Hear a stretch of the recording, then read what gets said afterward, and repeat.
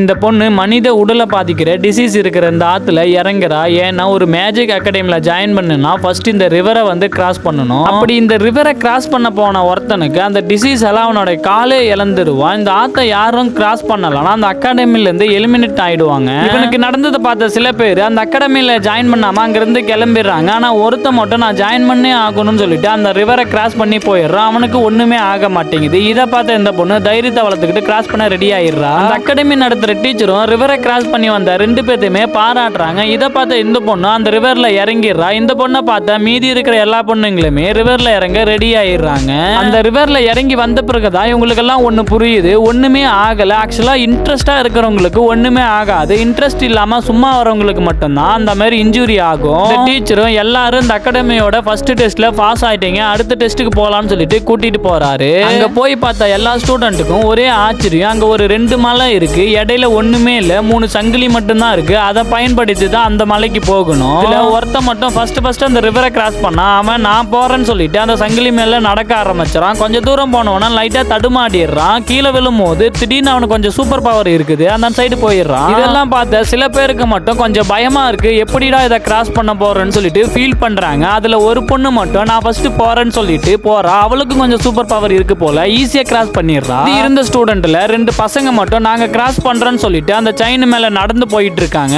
இதுல இன்னொரு ப்ராப்ளம் இருக்கு. இவங்க கிராஸ் பண்ணும்போது சில டிஸ்டர்பன்ஸ் எல்லாம் வரும். அதையும் தாண்டி தான் கிராஸ் பண்ணணும். இங்க நடந்து போயிட்டு இருக்கும்போது திடீர்னு இவங்க கண்ணு முன்னாடி என்னமோ டிஃபரெண்டா வந்து போறத பார்த்து பயந்து 2 பேர் அங்கேயே விழுந்துடுறாங்க.